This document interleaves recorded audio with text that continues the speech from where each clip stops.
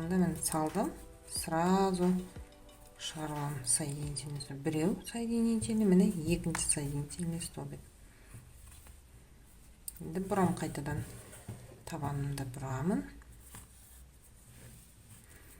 Енді мына жерде қараңыздар, мына жерде тура қайтадан мына жерде көрініп тұр, міне мына столбиктен бастап тоқимын. Осылай ары бері бұрып тоқи бересіздер.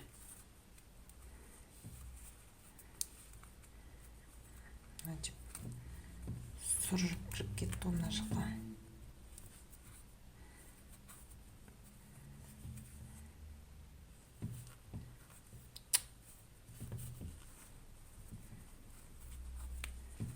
Міне осылай қайтадан кезек-кезек ары бері тоқимыз міне.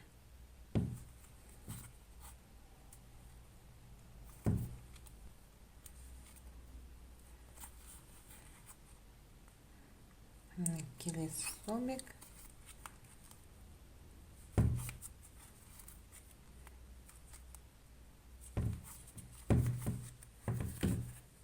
Осылай.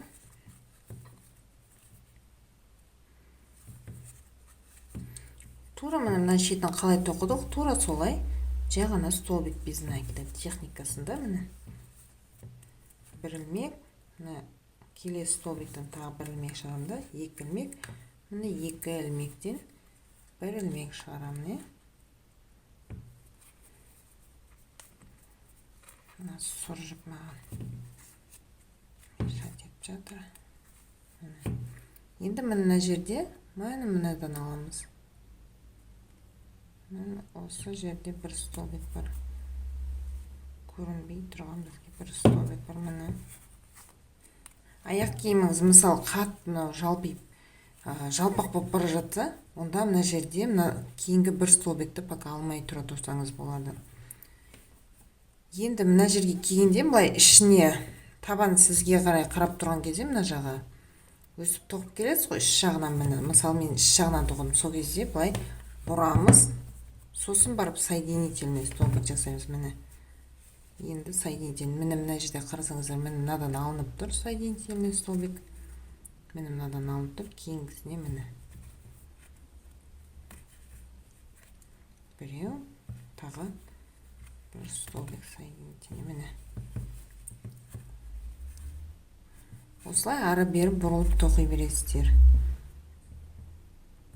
Еш қиындығы жоқ, просто шет-шетінде ғана мына жерінде қателеспесеңіздер болғаны.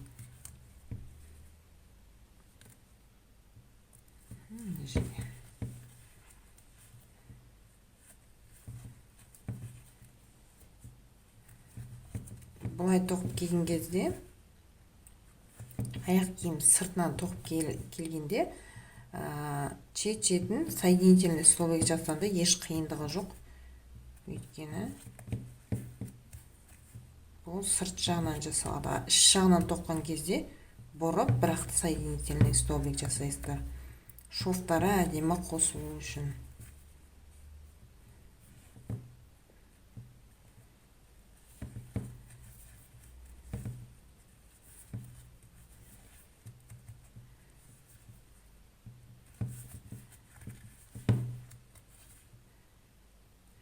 Соңғы столбик. Сосын міне соединительный столбиктер жасаймыз мына жерден. Мына жерден соединительный, мына жерде көрдіңіздер ме? Мына жерде уже бір столбик тұр. Мынадан емес, келесіге соединительный столбик жасаймыз міне. Тағы да бір соединительный столбик. Сонымен міне осындай аяқ киім басы тоқылып шығып жатыр міне. Осындай ғып, осынша тоқи беріңіздер енді. Тура осылай тоқи бересіздер. Екі жағынан екі соединительный алып тоқи бересіздер.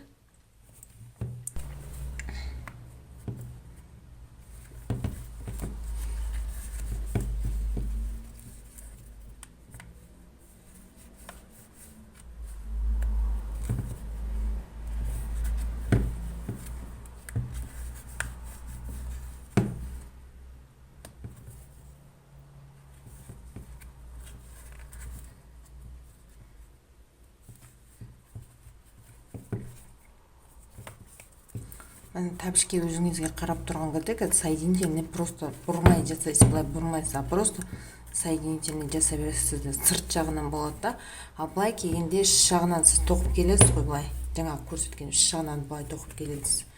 Сол кезде бәрібір бұру керексіз, былай мына жерден тоққан кезде. Сыртынан тоққан кезде, міне сыртынан қазір тоқып жатырмыз, ол кезде сыртынан соединительный жасай бересіздер. Міне мына жерде менде қарасаңыздар тоже екі столбик бар. Міне біреуі міне тұр, біреуі міне тұр. Осы жерге екі столбик тоқым. Міне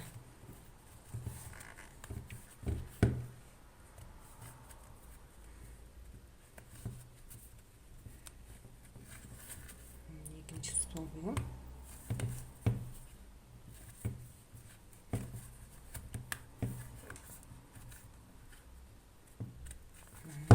Енді екі соединительный столбик. Қарасаңыздар, міне мына жерде мынадан алынып тұр, көрініп тұр, иә? Мынадан алынып тұр. Қазір мына столбиктен аламыз.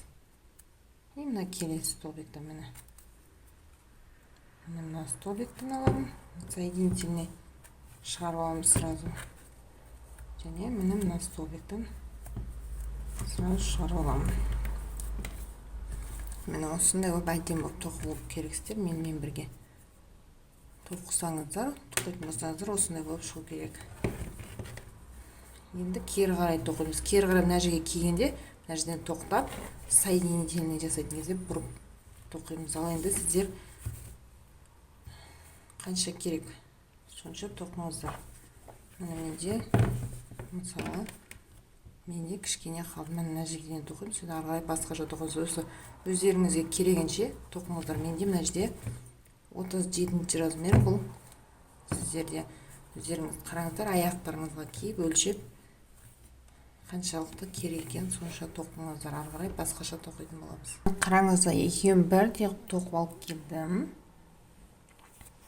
Екеуінде бірдей, мына жерде 19 қатардан. Мен мынау жаңа алдында тоққан, мынау кейін тоққаным. Мына жерде мына белгіні алдын ала қойып қою керек. Сіздер де сөйтіп қойып қойыңыздар. Мен бүйтіп аяқ киімді екеуін бірдей қосып, осы міне бірінші бекіткенім, иә. Міне осы жерден біттік. Мысалда бүйтіп алып келіп, мына жерден біту керек деп белгі беріп қойдым. Екінші жағы да тура сондай. Міне бірінші басын, аяқ киімнің басын осылай бірдей қылып тоқып алу керек. Міне екеуі бірдей. Енді ары қарай қалай тоқимыз? Ары қарай мына жіптер керек емес, бізге алып тастаймыз. Басындағы жіптерді өзіміз алып тастауға болады. Енді қараңыздар, енді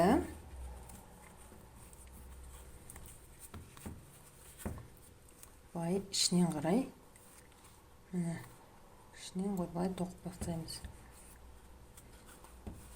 Тройной столбик без накида.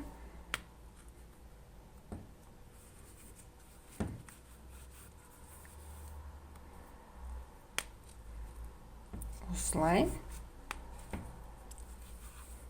айналдырасыз. Сіздерде мына жерден бастап, айналдырып мына жерге дейін тоқып келіңіздер. Осы жерін қалай тоқу керек көрсететін боламын. Енді тура мына жерде қазір ғана тоққан міне столбикіміз бар ғой, мына жерде. Міне мынаған осыған уже столбик без накида тоқимыз. Міне мынаған столбик без накида тоқимыз. Міне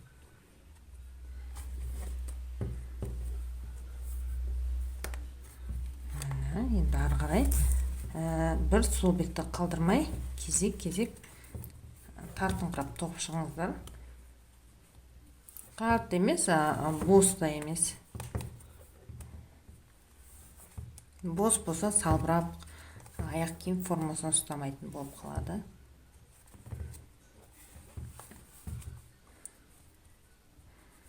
Негізі мынаны астынан алып тоқсаңыздар болады. Екі, мысалы, былай қарай бір тоқыдыңыздар ғой. Кері қарай тура сол столбиктің үстінен бүйтіп астынан алып тоқисыздар да, міне. мысалы мына жерден алып тоқисыздар, бүйтіп тоқсаңыздар екі слой болады да, вообще қаттырақ болады. Ал мен үстінен қадай тоқи беремін жай ғана міне. Жұмсақ болады. Жұмсақ болғанда жеңіл кішкене болады. Если екі қатар тоқсаңыздар, ол прям қалың, плотный болып кетеді. Мен кішкене жұқарақ болсын деп, жай ғана өстіп айландырып тоқы. Мен сіздер мына жер түсінікті деп ойлаймын. Мына жері. Мына жерден тоқып келіңіздер, айналдырып, мына жерде тағы бір рет көрсететін боламын. Мына қараңыздар, мына жерден тоқып келдім, айналдырам, мына жерден жаңа бастап тоққанбыз, айналдыра тоқып келдім и санадым, мына жерде қанша столбик бар екенін санадым. Мына жерде 51 столбик бар екен бізде. Мына жерде 27 столбик, екеуінде де бірдей. Мына екеуін бірдей бітіруге, аяқтауға тырысыңыздар. Екеуі бірдей біту керек міне. Міне. Бірдей. Мына жағы да, мына жағы да бәрі бірдей болып бітіру керексіздер. Екі аяқ киім бірдей болып. Бірінші аяқ киім тұмсығын, алды жағын бірдей тоқып алу керекпіз. Енді мына жерде қарасаңыздар, мынау кішкене былай бүйтіп қисықтау, міне. Мысалы, қалың жіппен тоқитын болсаңыздар, ол кішкене былай болып тұратын еді, тігіне шығатын еді. Біздікі міне былай, кішкене қисығымен жіңішке жіппен тоққандықтан. Енді мына жерде, если сіздерде тігінен болып тұрғанда, мысалы мынадай қисық болмаған кезде, былай тігінен тұрған болса, сіздер мына жерде екі соединительный жоғары қарай тоқитын едіңіздерді и бұрып, тура мына жерде қалай тоқыдық мына жақта? Екі соединительный бұрамызда сразу кері қарай тоқимыз, сол сияқты. Если сіздердік мына жерде тігінен болатын болса, онда сіздер мына жерге дейін тоқып келесіздер и мына жерден екі соединительный көтеріп, соны бұрылып, мына жерден үшінші столбикті былай тоқып, столбик без накида арғай айландап тоқып келіп, мына жағында да тура солай қайталайтын едіңіздер. Бірақ та бізде менің жағдайымда кішкене қисық тоқылған, мен мокасинайым аяқ жағы. Осылай. Енді мына жерде менде қарасаңыздар, міне соңғы столбикқа тоқыдым. Мына столбик мына жерден, соңғы мына жерде біздің тоққанымыз мына жерде жібілініп тұр, көрініп тұр. Енді біз сол жерге міне ең бұрышына мына жерге столбик без накида тоқимыз. Екі жіп, мен біздімде екі жіптен бір жіп шығарамын. Ой, ілмеге. Енді келесін соединительный столбик жасаймын. Міне. Бұрадым. Кері қарай. Енді тура мына жерде қазір ғана тоққан столбикіміз бар ғой, мына жерде. Мынаған. Осыған уже столбик без накида тоқимыз міне. Мынаған столбик без накида тоқимыз міне.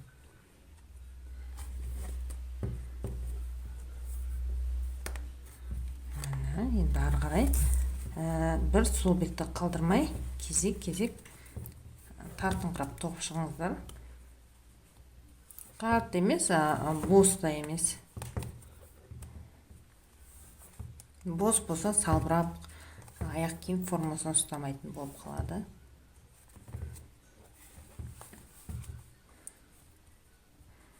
Негізі мынаны астынан алып тоқсаңыздар болады. Екі, мысалы, былай қарай бір тоқыдыңыздар ғой. Кері қарай тура сол столбиктің үстінен бүйтіп астынан алып тоқисыздар да, міне. Мысалы, мына жерден алып тоқисыздар, бүйтіп тоқсаңыздар, екі слой болады да. Вообще қаттырақ болады. Ал мен үстінен қадай тоқи беремін жай ғана міне.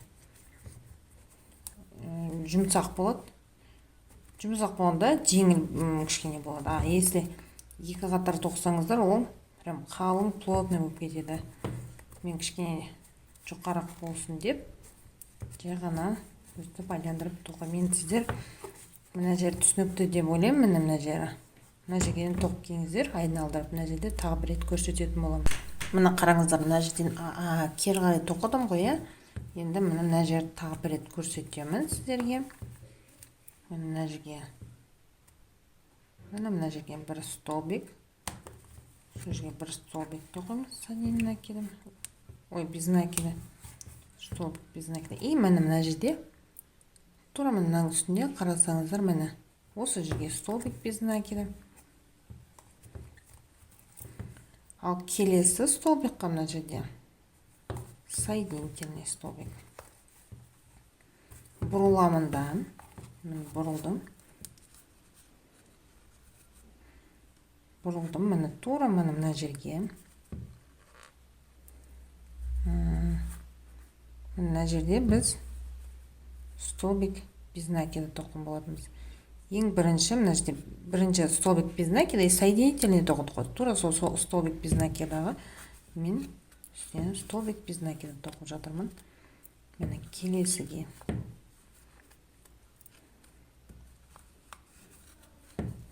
Осылай тоже айналдыра тоқып шығу керекпіз. Бүйтіп қаншалықты тоқимыз, ол бізде мына жерге прямо мына жерге тоқып шығу керекпіз. Мынандай высотада ана кәдімгідей тоқып айландырып шығу керекпіз.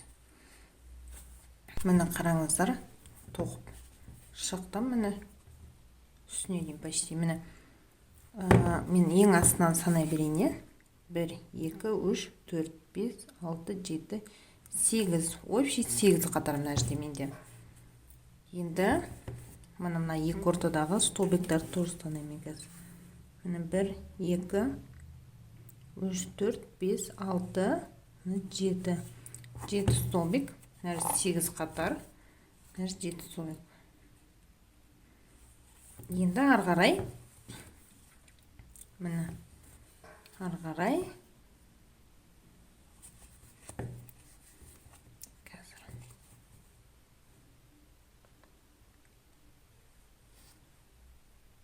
Мына жерден аламын.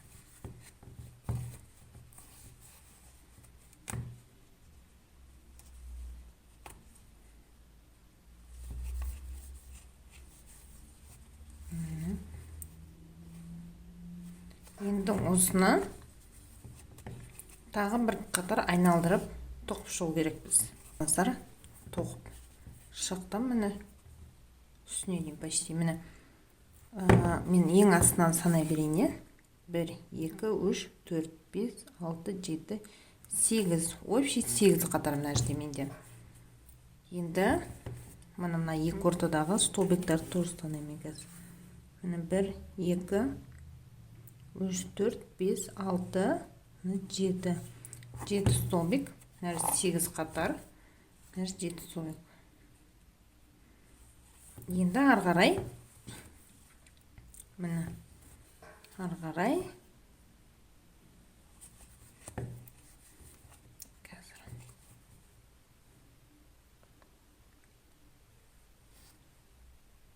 Мына жерден аламын.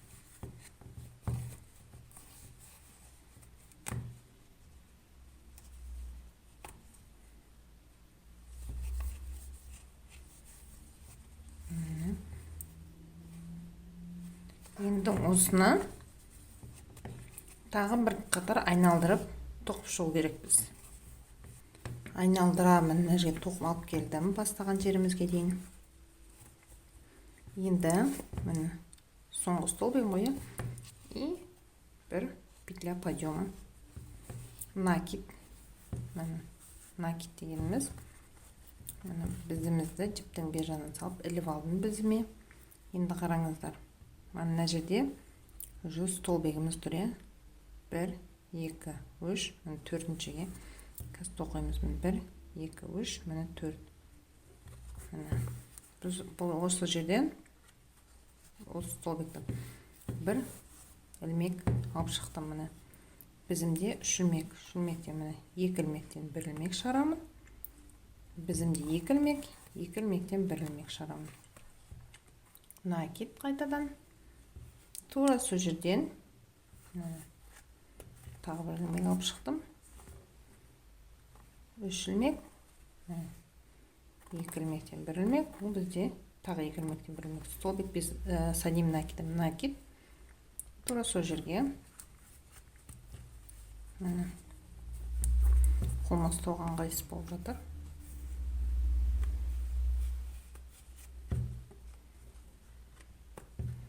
Накид тура сол жерден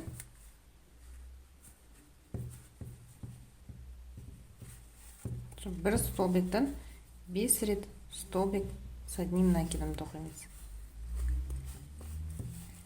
Накид. 5-ші столбигіміз с одним накидом. Міне. Осындай болып шығу керек сіздерде де. Енді қайтадан накид. 1, 2, 3. 1, 2, 3. Міне 4-ші столбик. Бұл жерге де 5 столбик с одним накидом. Міне. 1-ші столбик.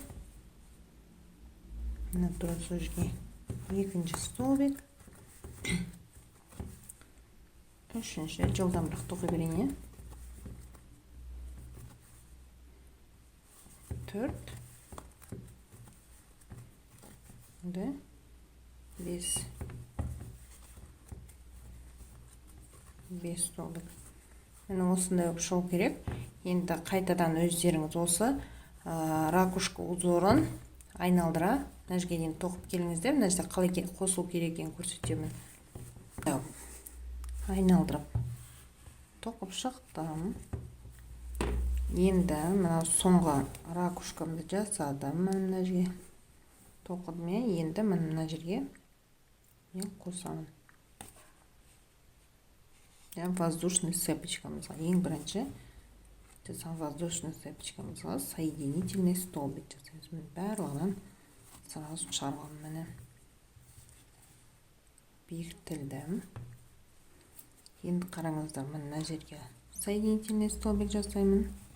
Біреу, мына екеу, мына жер үшінші соединительный столбик.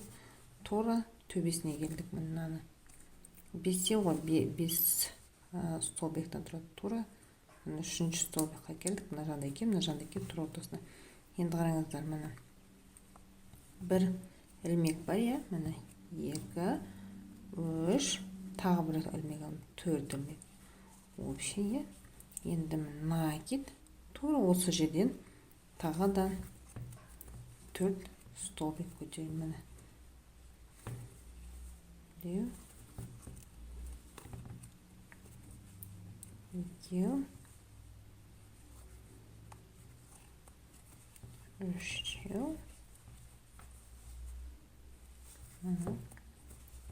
4-ші столбик. 4 сонда негізінде мынау ең бірінші менің тоққан воздушный цепочкамен 5 болып тұр. Енді ары қарай накид. Тура да мына жерде, тура сол ортасындағы 3-ші столбикті тауып аламыз. И осы жерге осылай ракушка тоқи береміз. Мына 2, мына 3, 4, 5. Мен 5 деп санап жатқаным, ол мына жердегі столбиктер міне 1, 2, 3, 4, 5, 4, 5 столбикпен міне мынандай әдемі болып шығу керек. Тоқып келіңдер, менде 4 столбик с одним накидом. Міне 5-ші столбигім.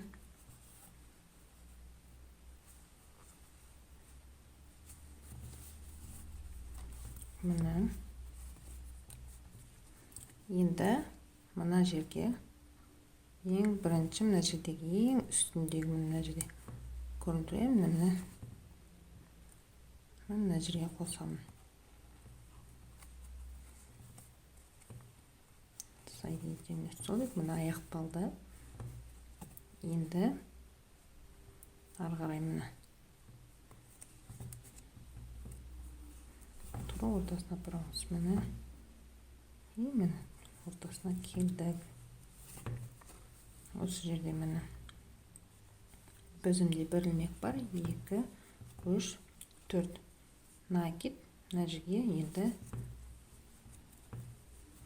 4 столбик тоқимыз. Мына ең бірінші тоққан цепочкамызбен воздушный сумен 5 болды. Міне осындай узор шығу керек сіздерде де. Міне. Енді сіздер керегінше ұзын, қаншалықты ұзын керек, сонша ұзын қылып тоқыңыздар. 1 2 3 4 қатар тоқтым ракушкадан. Міне осындай шығып жатыр. Енді мына жерін мына жерді мына ең бірінші тоққан цепочкамызбен соединительный столбик жасап қосамын. Ілмек шығардым. Жіптің ұшын іліп алдым да міне. Міне осымен аяқталды. Мына жерге кез келген жағын, мына жағынан тақсаңыздар болады, мына жағынан жіпті көрінбейтіндей қылып кіргізіп жіберу керекпіз. Міне сосын мына жерге аламын да байлап, мына жерге байладым ғой.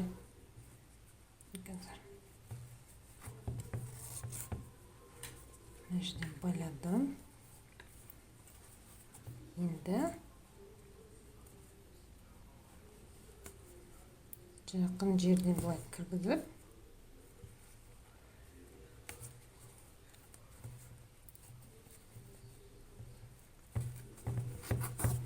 енді жіпті кесіп тастасақ болады. Мен кейінірек кесемін. Міне осындай кроссовки шықты. Менімен болғандарыңызға рахмет. Сұрақтарыңыз болса комментарияға жазып, лайк басып өтіңіздер.